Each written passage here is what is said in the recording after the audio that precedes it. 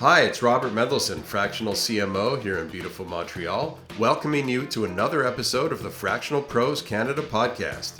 We're part of Fractional Pros Canada, the home for Canada's fractional community, and you can find us on Facebook. We bring you conversations about everything fractional that matters for fractional executives and businesses from coast to coast. Think of this as your go-to spot for real talk, practical wisdom, and strategies you can actually use, all without the corporate fluff and with plenty of Canadian content. Whether you're a fractional pro or a business in our great country of Canada and beyond, this conversation is for you. Grab your espresso and let's dive in. Welcome to the Fractional Pros Canada podcast. I'm your host and fractional CMO, Robert Mendelson, here in beautiful Montreal. And joining me today is Lori Karpman, also here in beautiful Montreal. Lori is a multi-award-winning management consultant, a leading Canadian expert on franchising, a story brand-trained professional copywriter, and the CEO of Lori Karpman and Company. And of course, also a member of the Fractional Pros Canada Facebook community. If you're a fractional pro in Canada tuning in and you have not yet joined us, please do. Just look for the Fractional Pros Canada community group on Facebook. Today's Fractional Pros Canada podcast is powered by Your CMO, the proven framework for fractional CMOs. Learn more at yourcmo.com. That's YORCMO.com. Lori, great to finally get you here on the Pros Pod. I am so happy to be here. I'm delighted to have been asked. So, Lori, you have, as I think I mentioned to you in one of our conversations, you have a lot of letters after your name, so to speak. And you've done a lot, right? We've got tax attorney, you founded a franchise and sold it. You're a Colby certified consultant, a professional copywriter, a professor of entrepreneurship. I've probably missed some things. But the question I have when I meet people like you, who I find endlessly fascinating, is what's the central driver or philosophy that's led you to continue to master so many new and different yet connected disciplines over and over again? For me, it was all about education. So I'm always about what other service can I offer to my clients or my potential clients. And so, I started my career, I have 2 law degrees. I started my career as a tax lawyer, and then I spent about 10 or 15 years as in-house counsel for a major company. And then I left and I co-founded this chain of restaurants, which I franchised. So once I sold that, I was like, okay, I'm 40 some odd years old. What am I going to do with my life now that I'm grown up? And I said, well, what do I know? I know franchising. So I stuck with what I knew. So I opened up Lori Karpman and Company, which is full service franchise development firm. And then from there, I got additional certifications like Colby and Strategic Coach and Sandler and Storybrand, because they all help me to provide better services to my clients. And they allow me to provide different services. So my business is always changing, which is what I love about it. So it sounds like it was kind of like, whereas most business owners, as they start the business journey and continue along the path, there's different needs that crop up that they hadn't thought about and they're not experts in. And typically they'll go, all right, well, who do I know that's an expert in this? It sounds like you instead said to yourself, well, I guess I need to become an expert in this. Yes, that's exactly it. That's very well put. It's a, yes, I need to become an expert in this. But, there's lots of things that I'm not good at. I'm not an expert at. And one of the things that I've learned over 40 years in business, and I've built my business on a very simple principle, which is I sell my strengths and I buy my weaknesses. And I'm smart enough to know what I don't know. And I'm smart enough to know that even though there are things that I can do, does not mean I am the one who should be doing it. So my business has all been about maximizing my productive time. So I love that you sell your strengths and buy your weaknesses. Yeah. Some very sound advice. Now, the problem, of course, is that many of us don't know what we don't know. And sometimes we think we have a strength, which actually is a weakness. Have you ever run across that? Have you ever realized, oh, it turns out I don't really know this. I should have outsourced this? Not really, because I only really take on contracts and mandates of things that I know how to do and that I know how to do well. So, for example, I do fractional CMO work, but I don't do social media. So if I have a fractional CMO work, I will source out the social media because it's not something I do and I don't do it well. So there's parts of my business that I always farm out because I'm just not good at it.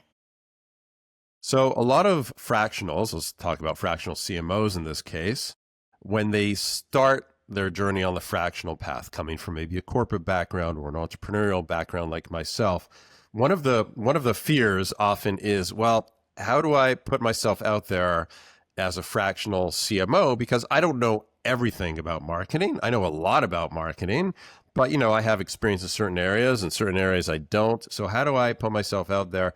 What did you do to kind of position yourself? And how do you position yourself? Is it, in your mind, are you the fractional CMO that can work in any business, B2B, B2C? You've got it all. You're the expert in everything, or do you niche down? Do you specialize in one area? I don't specialize in one area, but I'm not an expert in everything. So like I said, depending on what the project is, there are parts of the project that I'm going to farm out because, for example, social media, I could become an expert in social media, but here's an example of what you were saying before. I could become an expert in social media, but the time that it would take for me to learn that just doesn't make any financial sense. I'm better to farm it out to someone who knows what they're doing. So for me, if I get a task that I don't know how to do, I don't ask myself, how do I do this? I ask them myself, do I know that already does this that can help me? So instead of asking how, I ask who. Right. And that's kind of in line with what the solution typically is, to the answer of, well, how can I put myself out as a fractional? I don't know it all. Nobody knows it all. And the answer is what you just said.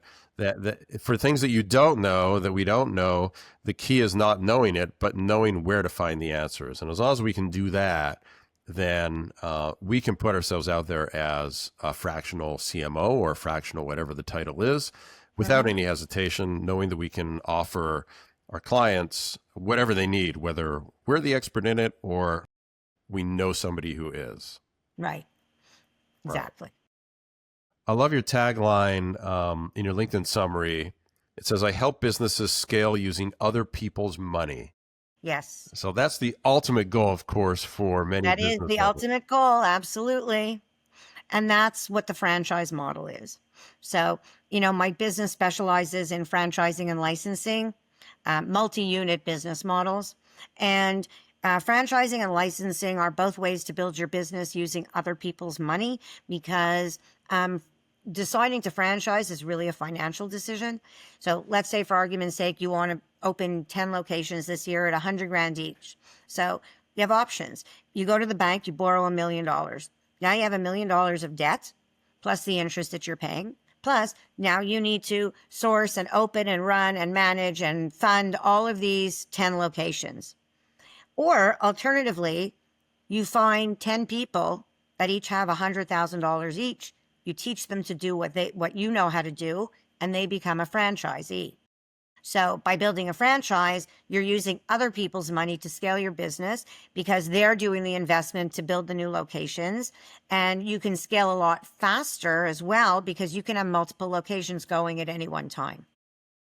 Have you ever taken on a client who, when you took them on, they were not thinking of franchising at all? And as you started working with them, it occurred to you that this could be a good direction for them to go in? Yeah. Yeah, I have. I come across a lot of people don't understand the franchise model, and they don't understand that 70% of the businesses they frequent are actually franchises. Most people don't know that McDonald's is a franchise. They don't know that the Ritz Hotel and the Sheraton are all franchises. They don't know that their local dry cleaner is a franchise. So there's franchises in every single industry, and most people don't understand how far-reaching it is and in how many businesses franchising exists. 70% of businesses are franchises. That's what you said, right? No, I wouldn't say 70%, but I'd say probably looking at about 45% of businesses are franchises. Still, that's quite a number. It's almost half of businesses out there are franchises. That's higher. If you would have asked me to guess, I wouldn't have guessed 45. That's pretty high. And it's Yeah. also interesting that you said most people don't know that McDonald's is not a franchise. I thought that was obvious, but that's my world. I'm in the business world. I guess the average person doesn't think in those terms. Exactly. The average person doesn't know to think in those Yeah. terms, you know? Interesting. Yeah. So, what are the biggest misconceptions or mistakes that you see entrepreneurs and business owners make when they decide to franchise their business? There's a couple of mistakes that they make. First of all, they open too quickly. So they open one location, it's doing well for 3 months. They think this is the next best thing next to sliced cheese, and they start opening more locations. And they're not ready, because in order to franchise, aside from needing the legal documents, there's all these operational documents that you need. You need manuals, you need sales training, you need marketing material and marketing assets. There's just so much stuff that people have to create, and they go and they say, "Oh, this is great, I'm going to franchise it," but they don't have the pieces in place, and so they just can't succeed. What about franchises that enter new markets unprepared? And I'm thinking of here in the province of Quebec, great example.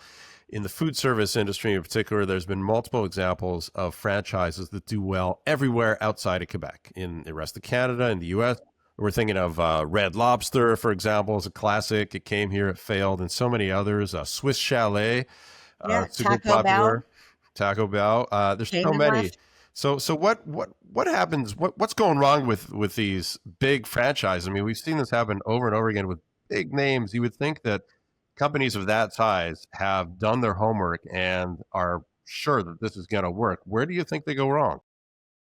They go wrong because they really haven't done their homework, and they're really not ready. When you enter a new market, the best thing you can do is open up a corporate location, because you can't understand the new market unless you're actually doing business there. So I like people to have showrooms, and different showrooms across the country, where people can go and actually see what a franchise would look like. All right, let's switch gears and move to talk more about fractional stuff. So Sure.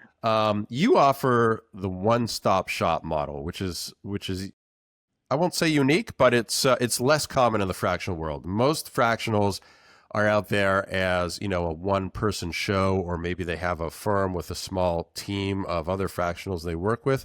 But you're putting yourself out there as, I think I saw, a one-stop full-service consulting firm. So a couple things about that. First of all, using the word consulting, there's a whole debate that I don't know if it'll ever end about associating the word consulting with fractional work in the same sentence. Can you Right. talk to us a little bit about that decision? Sure. I mean, for me, consulting and, being a fractional, to me, it's the same thing. I don't really see much of a distinction between them, because I'm providing the same service. It's really a question of what are you calling it? So it could be fractional CMO services, or it could be marketing consulting. For example, Lori Karpman and Company, which is my full service firm, has a full service marketing department. My business, and so there's a team there. The Copy Lab, which is my other business, is just me. There's no team, it's just me. So I have found marketing myself through the consulting to be more successful. And do you think that is because the market, the clients understand the word consulting more than they do the word fractional at this point? Yep, that's exactly what it is. People don't understand, the average person doesn't understand that a fractional really isn't a consultant. A fractional comes in, we solve a problem, we leave. Consultants, they stay with you, or they give you things so that you need to stay with them for a much longer period of time. So they're very different, but they're conflated for consumer purposes. Okay, interesting. And again, so it's almost like, it sounds like, to put it in layman's terms, you are a fractional with an agency behind you for the execution? Yes. Yes. And I partner all over the world with different providers who do things that I don't. Website creation, graphic design. I don't do any of those things. So I have partners that I partner with who do that work for my clients. So to the client, the reason my firm works is because the only person the client deals with is me. So I've got a team. I have a marketing person and this person and a financial person. I'm a lawyer, so I do all the legal work.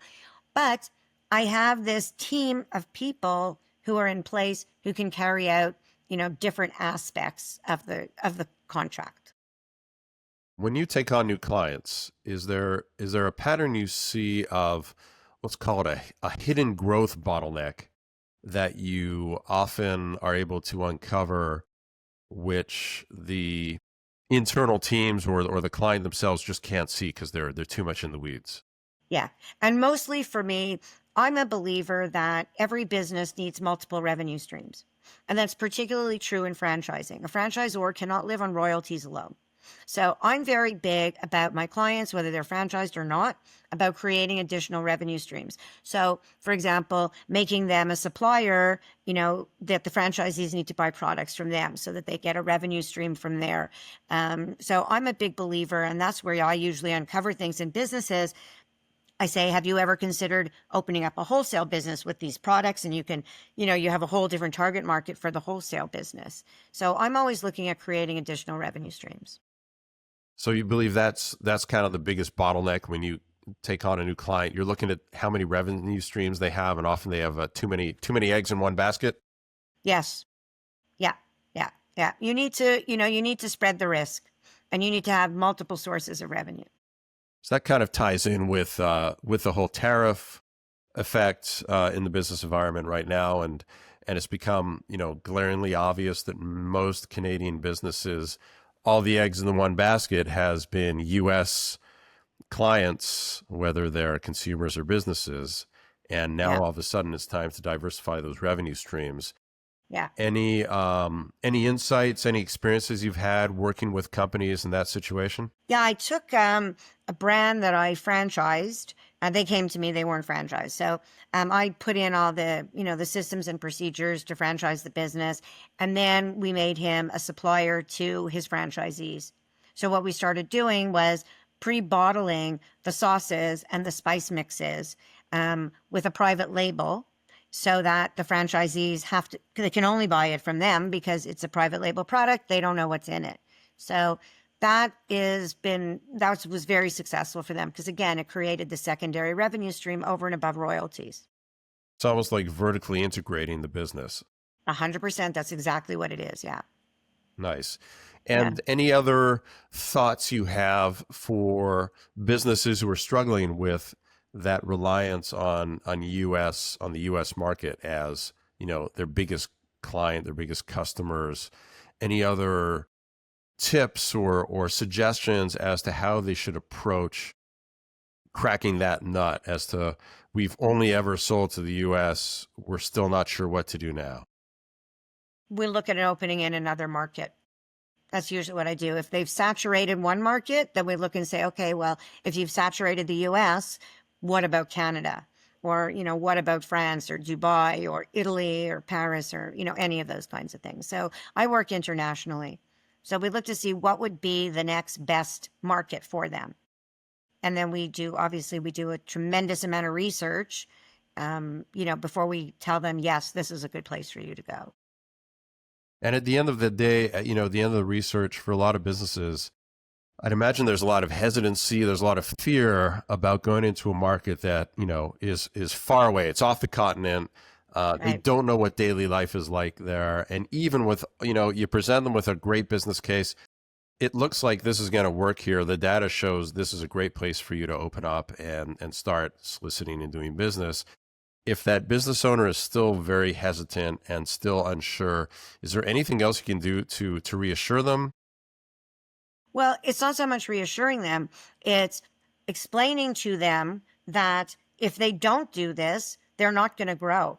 And what is the consequence of that? If you're not growing, you're decreasing. If your sales aren't going up, they're going down, or they're staying where they are. So if you're happy with that and you're happy with the status quo, then that's okay. If you want to make more money, this is what you need to do. So if you want to scale your business and make more money, you need to go into a new market. If you're happy where you are, that's fine too, but realize that your income potential is going to be limited.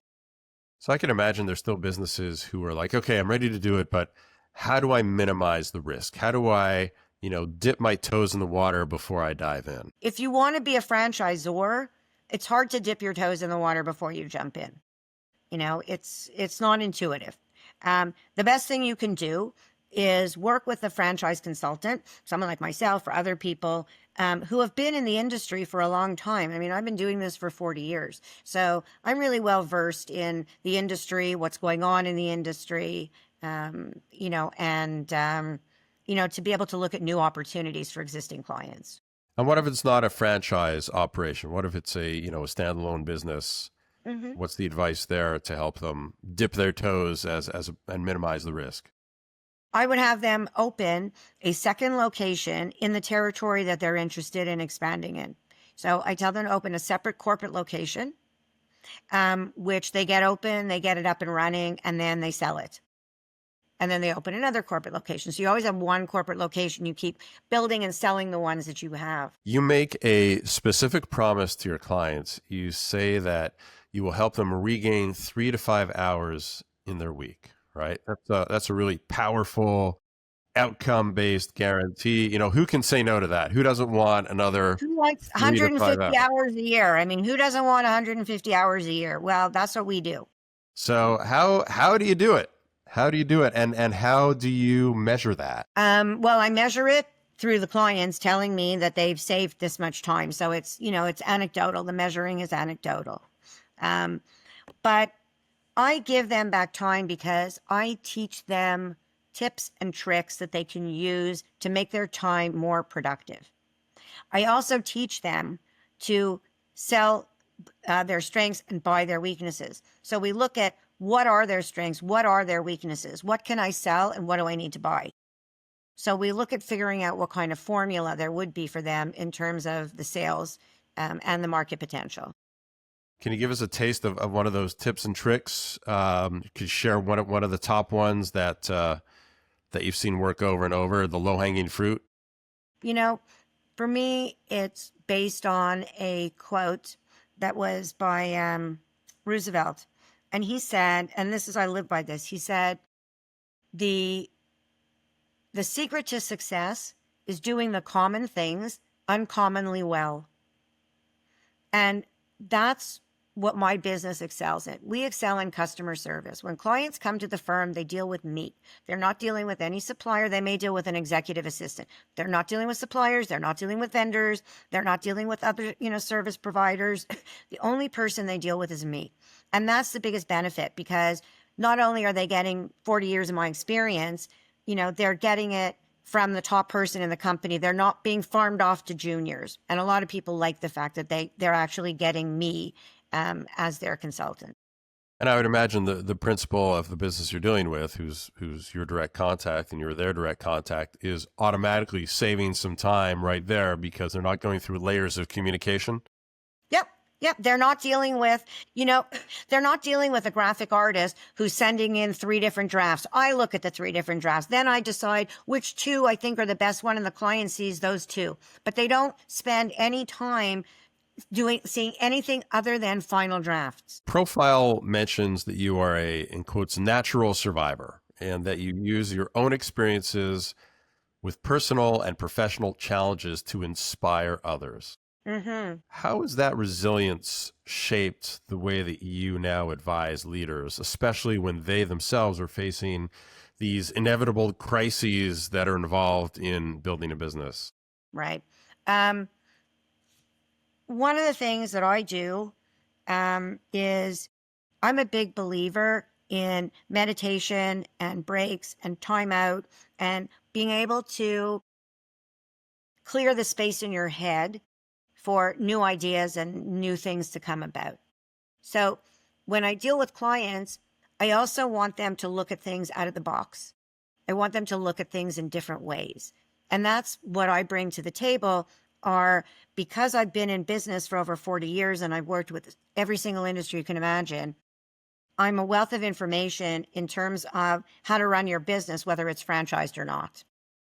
So I help a lot of businesses who are not ready to franchise get to the point where they can. by putting in the systems and procedures, by doing the operations manuals and the legal documents and the marketing packages and all of that kind of stuff to get them ready to become a franchisor. Are there any tools, any go-to tools or techniques that you have for helping a business owner think out of the box? Yeah, I have a questionnaire. So when I first deal with a new client, my process is they do this intake questionnaire, which talks to me everything about their brand, their motivation, what are the strong points, their competitors. It gives me a ton of information about them, which I then use to create their brand story and to create all the content and all the narrative. So it sounds like that kind of helps you describe what they see in the box, but how do you get them to move outside of the box after that? Often it's about getting them to advertise and to do things that they currently aren't doing, like to create a brochure or to do social media posting or to add a blog to their website. So usually it's things like that that are additions that they can add on. And that's what we look. And have you encountered situations where, again, you make the recommendation, after you've done all your analysis, you're like, you guys need to start advertising. Here's where you need to advertising. Here's the message. And the decision maker on the other end is like, no, I don't think that's going to work. We're not going to do it. What do you do in that case? I fired the client because I've had that experience where clients come to me for my advice. And in this particular situation, it was two young guys who were starting a restaurant franchise. And when I met them, and I'd already had 20 years of food service, and they came to me and they wanted me to do, and I did all this and I did all that. And we designed logos and we designed trade show booths. And then they changed the logo without telling me. They called the trade show guy and they changed what the booth was going to look like without telling me. And the trade show guy is calling me and saying, why are they calling me? Right? So clients like that, I fired. And I said, listen, you came to me specifically because you don't want to make the mistakes that other people make. Yet I'm giving you advice and you're not taking my advice, in which case I can't work with you. Because if you don't want to take my advice, that's fine. But I think what you're doing is wrong. And I don't want my name associated with your business. That's what I do. Do you know whatever happened to those two guys in their business? Oh, yeah, it tanked. Took about 1.5 years and then the whole thing tanked. I wasn't surprised. I mean, they weren't, I said, your logo needs to be in French first and then in English. No, we don't need a French logo. Yeah, you do. It's the law. Well, we don't want one. Well, you need to have one because it's the law to do business here. Well, we don't think it's really that important. I'm like, okay, you know what? You're on your own. We're done. You're not listening to me. I'm telling you that this is the law and you're telling me, well, I don't like it. Doesn't matter whether you like it or not. It's the law. You want to do business here? That's the law. You need to follow the law. And they were just, we don't think this was going to work for us. And I'm like, yeah, okay. Good luck. That's what I like to call self-proclaimed trailblazers going down in flames. Exactly. I like that, going down in flames. Absolutely. They totally go down in flames. Yeah. Yeah. Go up and crash. And they crash and burn. Yeah. Because they think they know it all.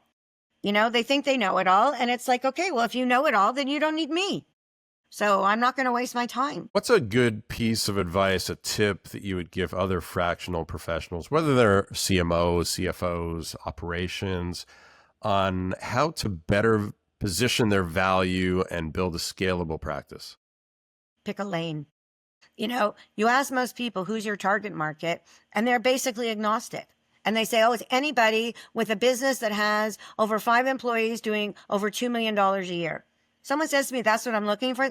I don't know anybody. That doesn't trigger, right? But if you say, I'm looking for lawyers, then people will think, oh, do I know a lawyer?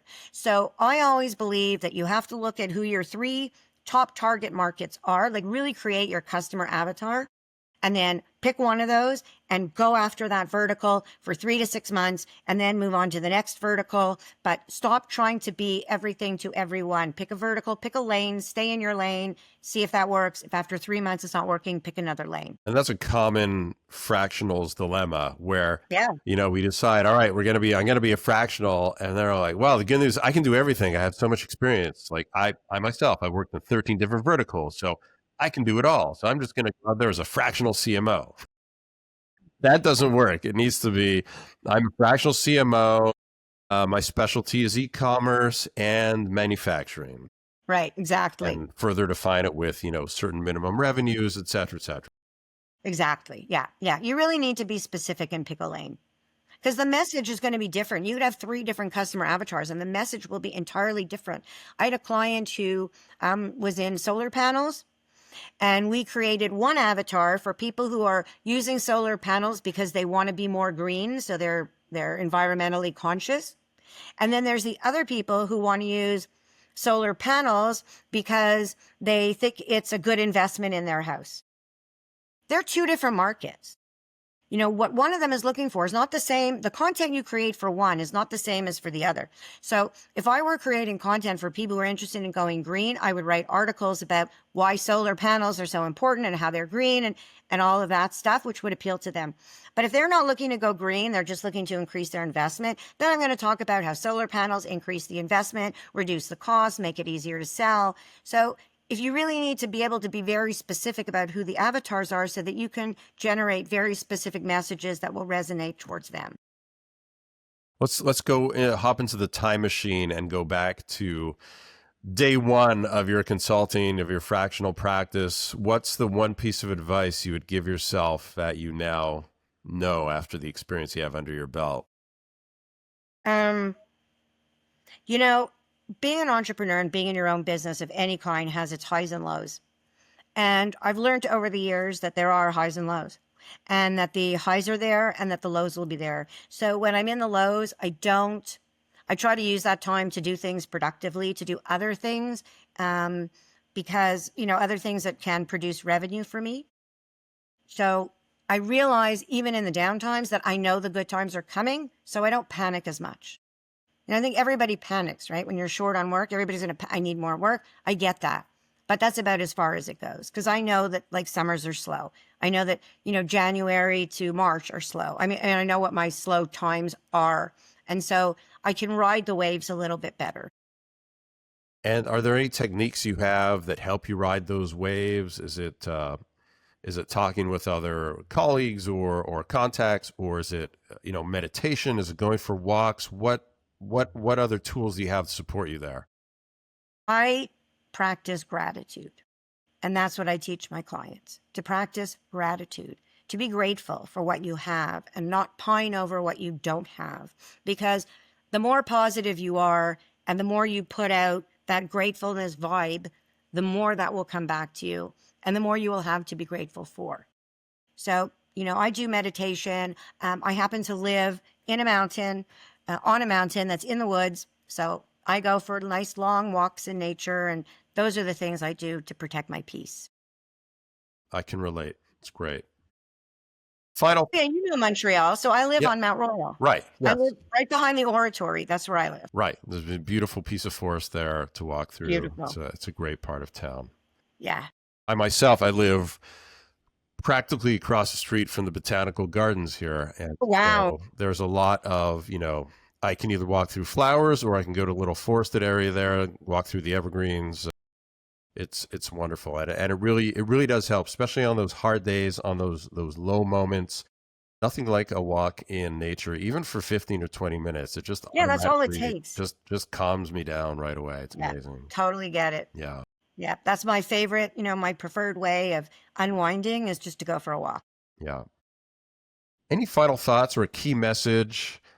You know, if you could put a message on a bulletin board, or not a bulletin board, a billboard. Let's think big here. A billboard for millions of people to see every day. What would that message be? Don't sweat the small stuff. Don't sweat the small stuff. Yep.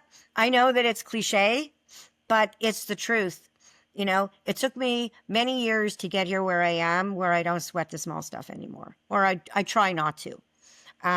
But you have to be able, when you have issues, to put things in perspective and to decide really what's life and death and what's really just, well, this is better than that. So that's what I say is don't sweat the small stuff. And remember that although you may be in a low, the highs are coming. I love it. Lori, this has been great. Thank you so much for sharing all this wisdom, some great actionable takeaways. How can folks connect with you? Oh, they can connect with me on my website is lorikarpman.com. So it's LORIKARPMAN.com. And they can set up, my calendar link is there. They can see what I do and they can set up a time to speak to me. And, you know, if someone wants to speak to me about whether it's franchising or CMO services or consulting or anything like that, I'm happy to have a conversation with anybody who thinks I could help them in some way. Great. Thank you again, Lori, for joining us today on the Fractional Pros Canada podcast. Thank you for having me. That's a wrap on another episode of the Fractional Pros Canada podcast. If you're a fractional professional based in Canada, we'd love to have you join us in the Fractional Pros Canada Facebook group, the home for Canada's fractional community. It's where Canadian fractional executives connect, share insights, and help each other succeed. Until next time, I'm Robert Mendelson, Fractional CMO. May your impact be full-time, even if your hours are fractional.